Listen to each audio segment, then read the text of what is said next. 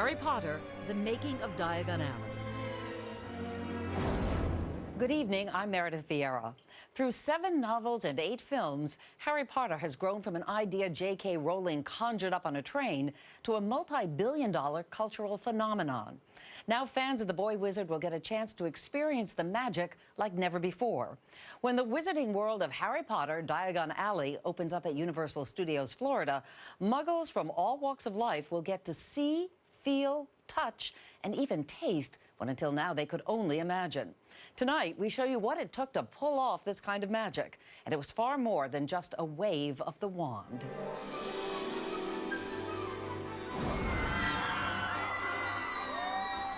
I saw the dragon breathing fire. It's just mad. It's all been done with a huge amount of thought and respect to the original, and it's really immaculate. It's a magical night for wizards and muggles alike. Universal Orlando Resort is about to unveil its latest and greatest creation, one that's known to Harry Potter fans worldwide, Diagon Alley. Diagon Alley is where Harry started his journey to become a wizard. We are authentically recreating what was seen in the films and what was described in J.K. Rowling's fiction. Universal Orlando Resort, like NBC News, is part of NBC Universal.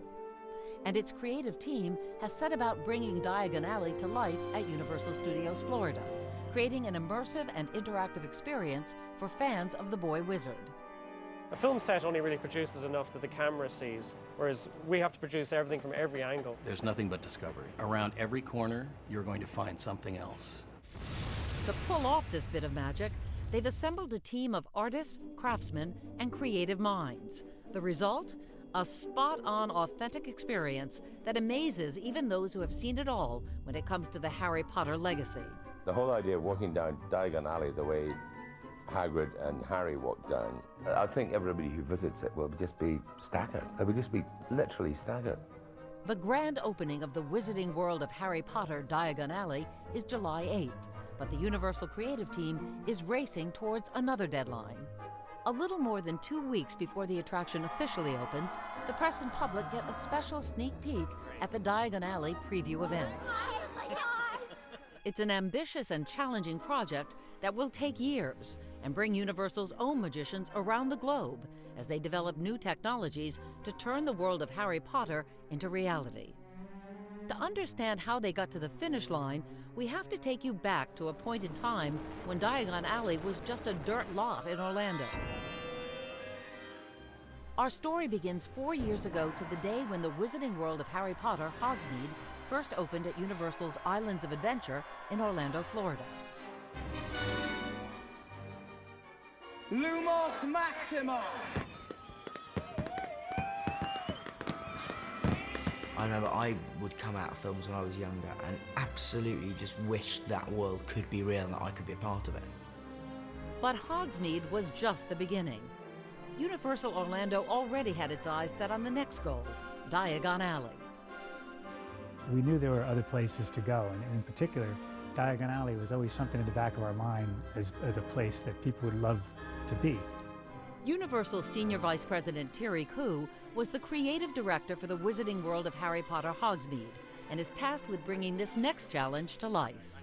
We're going to be able to create a world that the guests may have seen in the movies, but they only saw a section of it. Be able to create all these little alleys, tall urban buildings that have layers and layers of details. It's a different experience, totally different experience.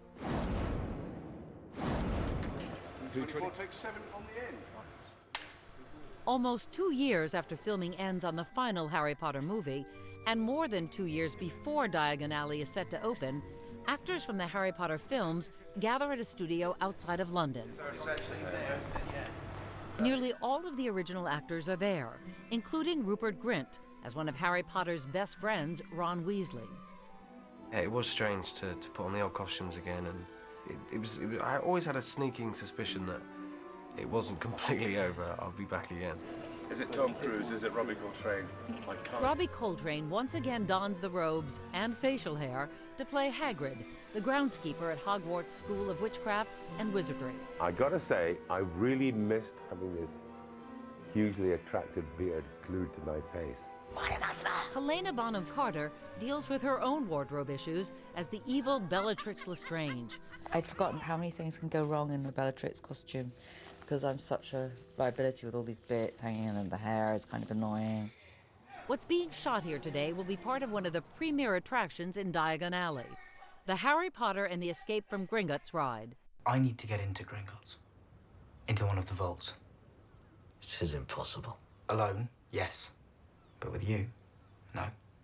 Harry Potter's escape from the formidable Gringotts Bank in the final film was one of his greatest adventures, and giving ordinary muggles a chance to experience it is a massive endeavor. We always used to say this would make a really good ride, because there's just, I mean, we got to sit on the top of a dragon, and the Gringotts vault carts are just, it's going to be terrifying.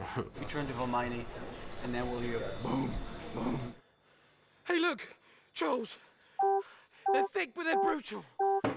The ride is an immersive experience that will catapult riders right into Harry's adventure. But today's filming is even more complex than the movies. Ultimately, the characters will be interacting directly with park visitors in 3D. Are these the imposters? Just be like as if you're propelled bang in the middle of Harry Potter. How long can we hold on the Bombarda Maxima? This started about 2 years ago, doing storyboards and doing a script, a treatment, and then, it took 2 years to formalize and to get to a point where we really liked the story. Thierry Koo is directing the actors on a green screen, which will later be merged with graphics to create interactive 3D scenes for the park. We're so fortunate that the original crew was available to work with us on this attraction because they know so much about Potter. They know all the techniques and the tricks they used for filming the 7th, 8th films. And experiencing Harry Potter's world means coming face to face with all of Harry's enemies, including He Who Must Not Be Named, played by actor Ralph Fiennes. Perhaps a little dose of pain to help you remember. Young people will feel that they are actually in it. They're in the movie. They're in the story. With these, because the physical reality, I think, and the visual reality around them will be, you can almost reach out and want to touch it. And I think it'll be something they'll never forget. And dragon, and shield. When they come face me in Voldemort, I hope they're terrified out of their skins. It's one of many tricks the team has up its sleeve, but the magic is far from over, and the ride is still years from completion. Well, we've been at this for a couple of years already, and it'll be a couple of years till we're done. Between the ride technology, making a movie, building the entire environment, creating all the magic that happens within the Wizarding World of Harry Potter.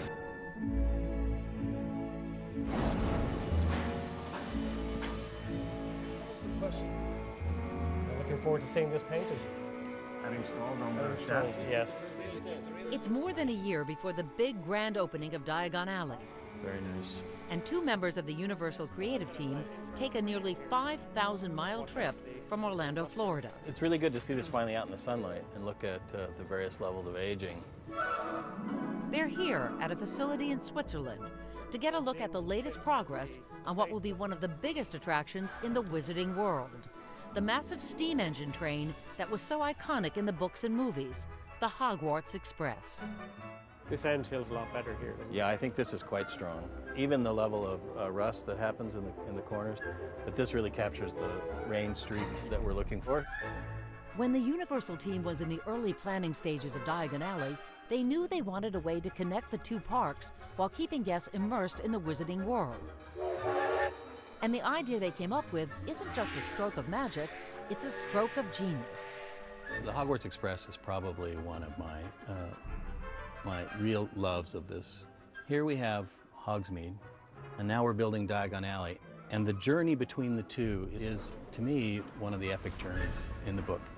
It was only natural that we connected the dots and made an experience that connects the two. Alan Gilmore was the supervising art director on 3 of the Harry Potter films. We have the emblem of the Hogwarts railways here on the side of the tender. The vision of the Hogwarts Express at Universal is to recreate authentically and match the train as seen in the films. Warner Brothers filmmakers took J.K. Rowling's imagined world and showed fans what it looks like. But now Universal's team is creating a very tangible world where people can touch everything, feel and experience it. This is a really good example of the oil canning that we were looking for. Yeah. The kind of undulation that down happens. the front of the train, yeah, Right. you get that lovely bumping in the surface texture. That's really nice. That looks very realistic. Back when the team was designing the train, their goal wasn't just to construct a ride, it was to deliver a real experience. Genuine English steel. And their mission has taken them to some places not necessarily associated with a theme park. It looks very like the train we saw in Scotland. Yeah. It just really resembles it. It's a really exciting journey we've been on. All the trips, all the hard work, going to London, going to Scotland, riding real steam trains, translating all those details into a real train which we see here in Switzerland. It's going to go on the left-hand side here below. Gilmore and Mason say the prototype is an object of Swiss perfection. Very good. Nice job. But it turns out, perfect is a problem when trying to remain true to Harry Potter's story. We want this train to look like it's travelled many times between London and Scotland, which is quite a long journey of several hundred miles. We've actually had to scratch and dent and really make it feel like it's used. You did a little bit. Yeah, I hit it a little bit of aging. Yeah, I hit it with the black. Authenticity is the cornerstone and the core of everything that we do for the Wizarding World. And everything down to the rivets and the screws and washers and the mahogany paneling that's inside this train, to the fabric on the seats, everything has been researched and authenticated to the highest level. It's about that low, isn't it? That's about right. The handle actually has to swing and not hit it. When it's finished, the Hogwarts Express will incorporate some of the new scenes shot by Thierry Koo just for the experience. And some other surprises as well. The attraction actually involves all aspects of sound, feeling. You'll see something happening outside, and then that will react with you in the carriage. There'll be lighting effects. It'll be a whole show, really. It's a colossal effort to bring J.K. Rowling's words to life. Perhaps some of the passion behind this project is fueled by the importance of trains to the Harry Potter narrative.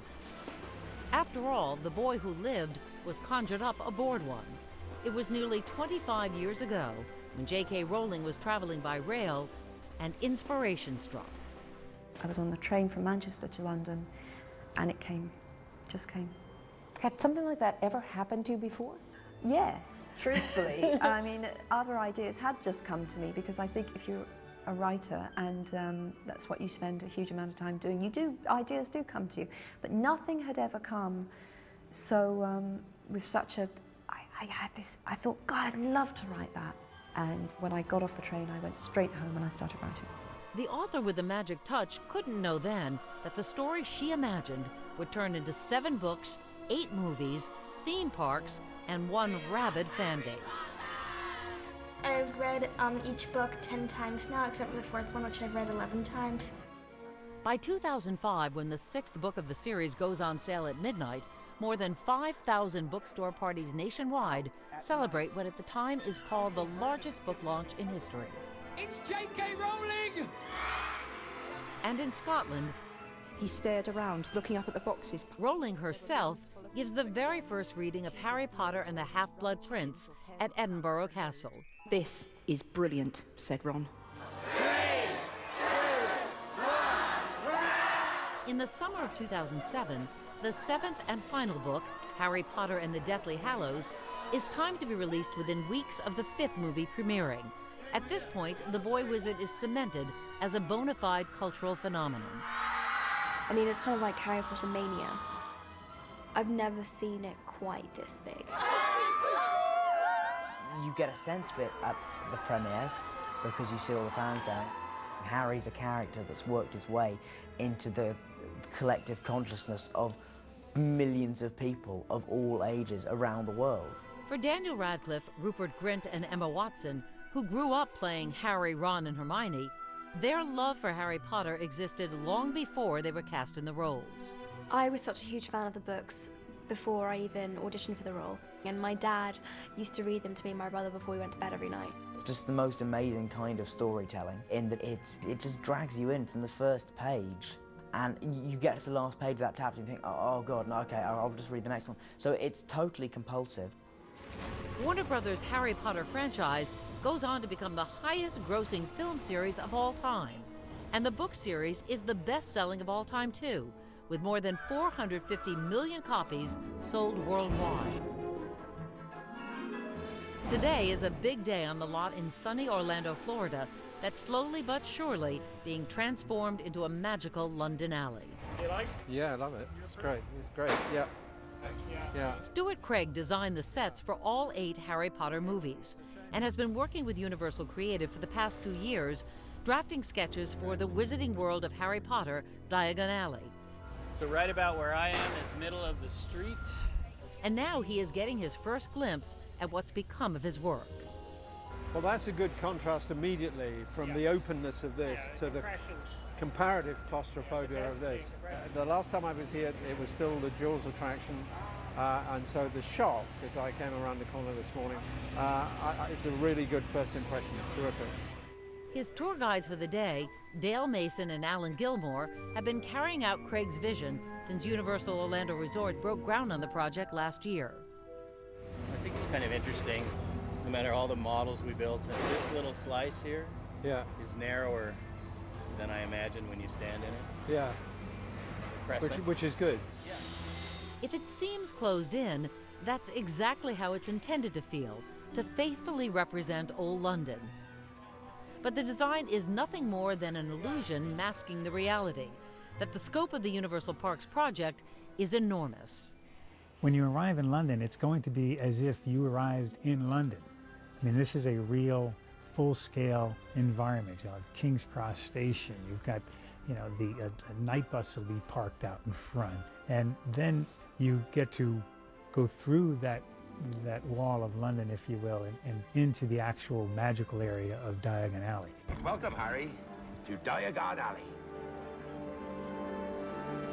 The project may be ambitious in size, but the creators know that their success or failure lies not in its magnitude, but rather in the smallest of details. I think fans will be most surprised by the authentic atmosphere, the immersion. Once you're in Diagon Alley, there's nothing else. You are in Harry's world. Right now, Diagon Alley may look like a maze of steel and concrete to some. There must be a steel shortage in America. But to the team who conjured it from nothing, it's the realization of years of work, and it is starting to take shape. Utilizing this to turn on and off the architectural layers, give ourselves our kind of skeletal view of where all these things are going. The goal is to recreate the film sets, but building a park in Central Florida presents some unique issues, namely hurricanes. We've faced some enormous challenges. They do a spear test. The building codes increased, hurricane loading, Florida weather. They shoot a piece of, I think it's 2x4 or 4x4 at a window, and it has to withstand that. It's quite a big test. Universal says one of its biggest challenges has been constructing the Wizarding World to look aged, but conceal some sophisticated modern design. And safety is the top priority. So we've had to really incorporate more structure, more detail, more safety. When it's finished, Muggles will be granted access to the world of wizards and witches when they enter the enchanted area of London. And naturally, they can find anything they might need or want in Diagon Alley, such as a meal at the Leaky Cauldron or a magic wand at Ollivander's. This hallway that we're in will be full height, dressed with thousands and thousands of wand-boxes. Here we are. And at the end of the street will be Gringotts Bank, with a 64-foot fire-breathing dragon perched on top, a centerpiece of the park. This will be one of the big angles where you get the whole profile of the dragon. Yeah. The creative team believes when it is in place, the dragon will provide a perfect focal point at the end of the alley. And the goblin-run bank below will be no less impressive for what is inside. Vault 687. In the movies, when you saw the Gringotts Bank, I think everybody pretty quickly realized that, man, that's a ride waiting to happen. And they're starting to do the rock work up the top here. Yeah. So they're just starting to, and they spray the concrete on. Yeah. Constructing the vaults under the bank has been no small effort. We have 37,411 square foot of sculpted stone inside this building. Yeah. It's massive. When the group surfaces from its journey below, the tour heads to a place Stuart Craig has been looking forward to visiting the entire day. Welcome to King's Cross Station. We're in the load station for the connector, which is King's Cross Station, London. When work is completed in Switzerland on the Hogwarts Express, the magical train will make its way to Orlando and be installed here. And the steam train comes right in here, everybody loads. It has the dimensions of a real station. So when that steam train pulls in here, I think it's just going to be astonishing, really astonishing. It's still a long way away from opening day, almost 12 months, and the Universal creative team has many challenges ahead. But if Craig's tour today showed him anything, he says it's that the team is up to the test. There are millions of huge problems. Nobody knows how they're going to be fixed, and they dive in and just work it out as they go along. That's most impressive. Crafting the attractions for the Wizarding World of Harry Potter Diagon Alley is a mammoth effort that has spanned several years and taken the Universal creative team around the globe. From filming new 3D scenes on the same set as the movies to building the physical rides with the best craftsmen and artists, the goal is authenticity, and the bar is set very high.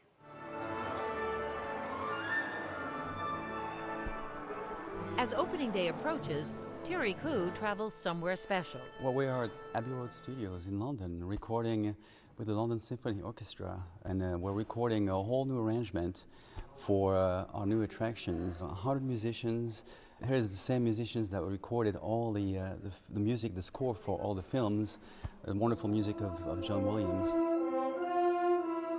If Abbey Road sounds familiar, it's because of its storied history with the Beatles. I'm going to start with connector train Hogsmeade to London. Here we go. Okay. Today they're recording the music they will pair with the scenes Koo directed 16 months earlier for both the Hogwarts Express and the Harry Potter and the Escape from Gringotts attraction. You'll recognize some of the themes, some of the score, but yet it is rearranged in a way that goes so well with this brand new adventure. The music brings emotions together. Even if you close your eyes and you just hear the music of John Williams from the Harry Potter movies, you start visualizing, you start experiencing and feeling these moments that Harry Potter lived.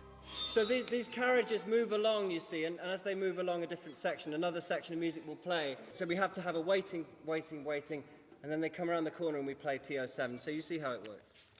Well, recording here with the London Symphony Orchestra is such a unique experience. It's probably one of the most exciting things we've done, and we want to bring that to our guests. This is what we do best. Well played. Very good, really good.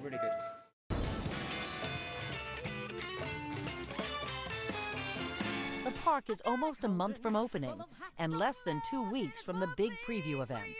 Rehearsals are intensifying for actress Shalonda Lacombe as she transforms herself into singing sorceress Celestina Warbeck. A friend called me up and said, there's a part I think you're going to be great for. They're looking for a jazz singer, and they want a woman who appreciates the stage. She's a star, if you would, in the Wizarding world. It's one of 2 live stage shows being presented here, along with the Tales of Beetle the Bard, inspired by the 2007 book by J.K. Rowling. Every single piece of scenic is critically examined. Every single paint drop, every single hinge. It's an incredibly advanced process that we take to make sure that every item that we produce is completely valid within JK's world. Have a good show. Right. For example, the title of each tune heard in Diagon Alley has been conceived by Rowling herself. Mix a pinch of spice with a dash of charm and a sprinkling of romance. And in this tune, listeners learn new details about Celestina's wand. Take it away, girls! She's got her 3 banshees that sing behind her, and she brings to life these tunes. And it's the first time these songs have ever been sung or heard by anyone. Beat back those budgers, boys, and chuck that quaffle here. Those noble navy robes, no, not one ounce of fear. The staircasing goes up, and then we're going to call it good. Patrick Braillard, Diagon Alley's entertainment show director, also worked on the entertainment at the Wizarding World of Harry Potter Hogsmeade, next door to Diagon Alley. He's one of Celestina's most devoted Muggle followers. I I am the one, the only, the witch that's always on bid. Her fame in the wizarding world is on rival with any Muggle pop star that you would have today. Celestina Warbeck. This is a character that's mentioned very briefly in the fiction. Molly Weasley mentions that she is a huge fan of Celestina. From that mention, Diagon Alley's creators have brought the famous singer to life. Beat back those bludgers, boys, and chuck that quaffle here. It's a gift, frankly, to be able to create within this world. Nice job.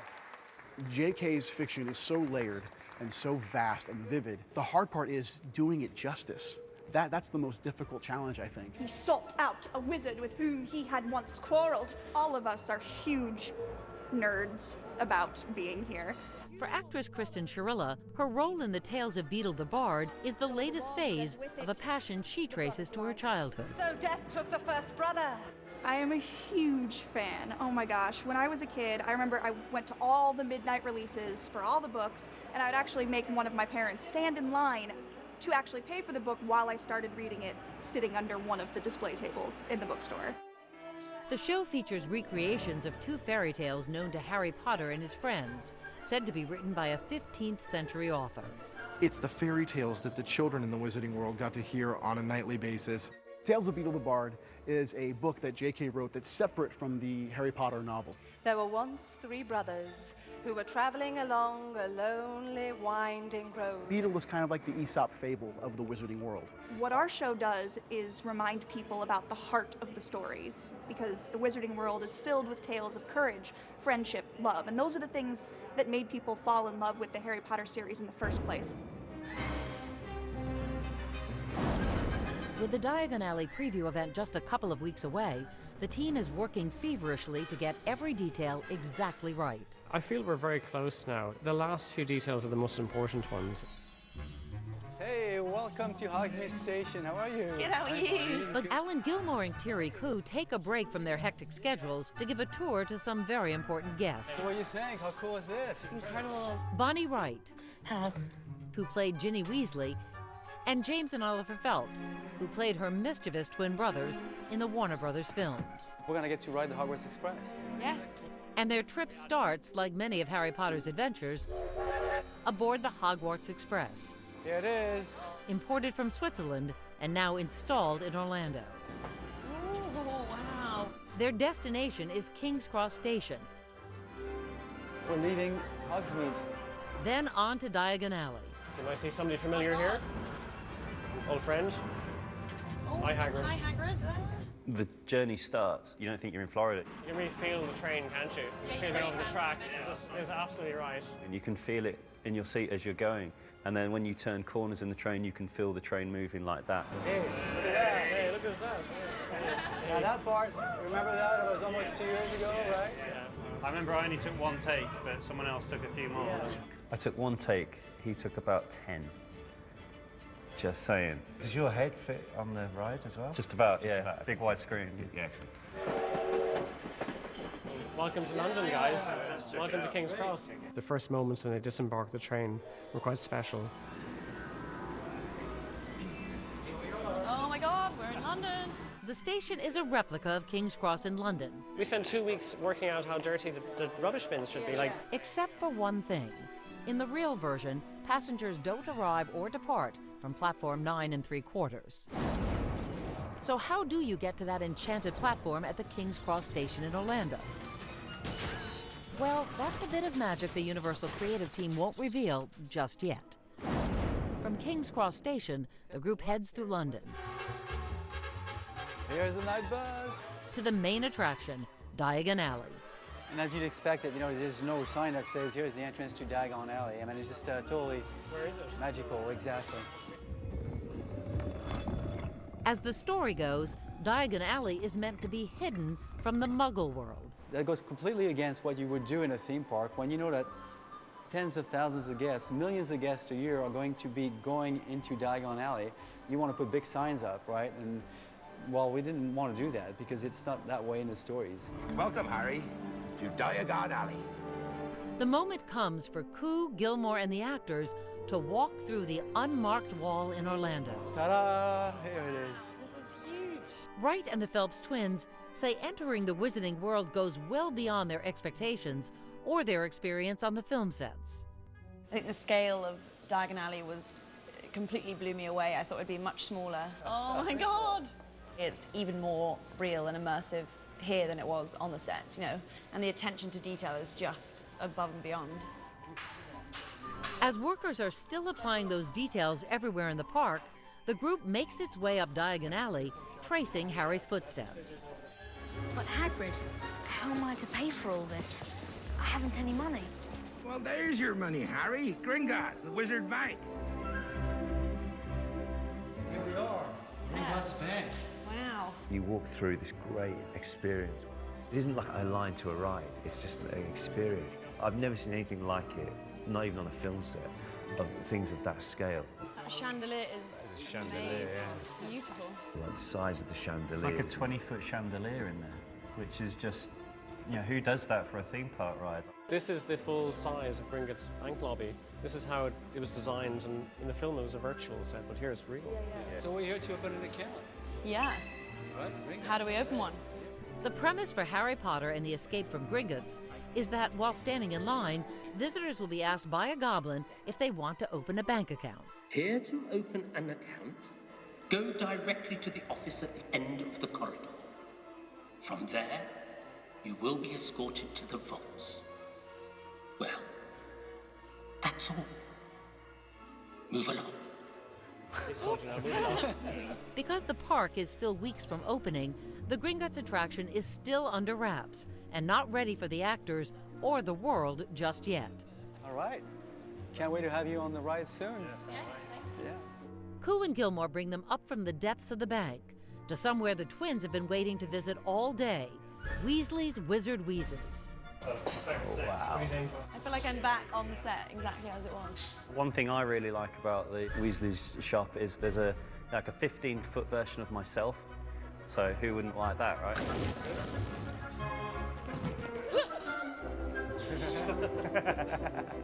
Nothing ever changes, does it? And as the Phelps brothers explore the joke shop bearing the name of the characters they played, Try and nosebleed nougat, but don't tell the lady doing the makeup. they can't hide their excitement. Oh, the detail's fantastic. Egg and spoon race. Tearing into toys like they own the place. Want a race? I'll give you a race. You're on. Woohoo! Ah. You break it, you pay. Gilmore and Koo want to end the tour as any day on Diagon Alley should end, with a little bit of magic. You can come to different windows, different shops within Diagon Alley. You can actually make things happen. Magic happens in the windows. So why don't we try and see what happens? Pressure, thanks very much. Descendo. Hey. Well done. Right, who's next? They were so excited to see the world fully built. It was a really, really positive reaction to all our hard work. It's such a brilliant journey. It's hard, but so worthwhile.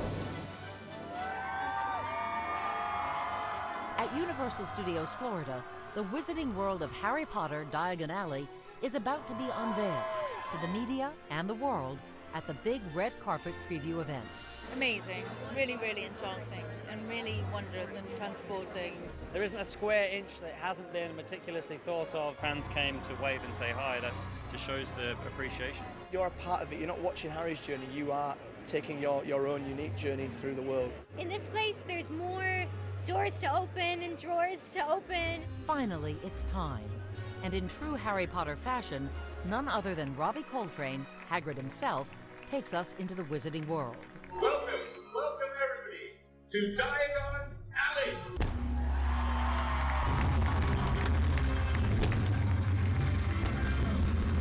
For the creative team that's overseen every painstaking detail, it's an emotional moment. And it's a bit bittersweet to me, actually, because we've worked so hard and we've created this thing and we're actually handing it off. Here's where we give it to the guest.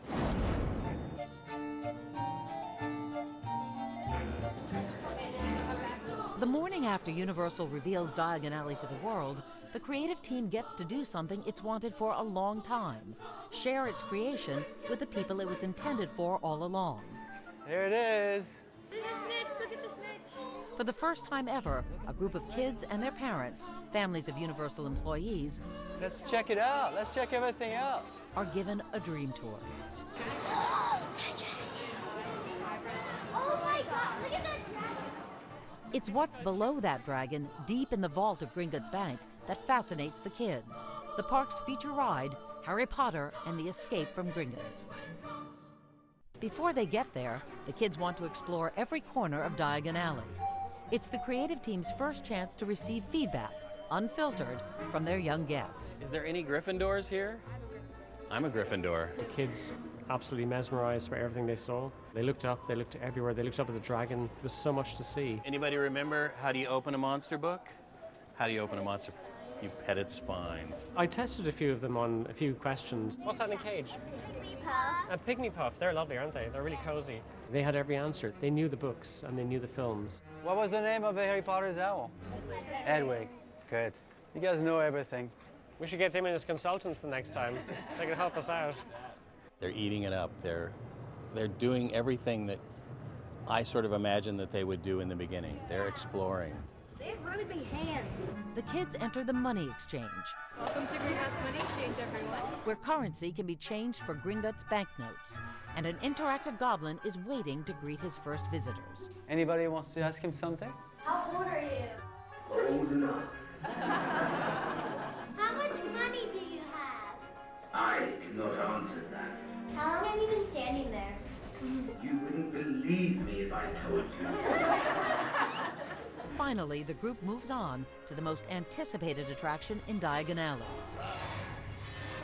These are the first families ever to sample the centerpiece of the park, the 3D motion-based Harry Potter and the Escape from Gringotts ride.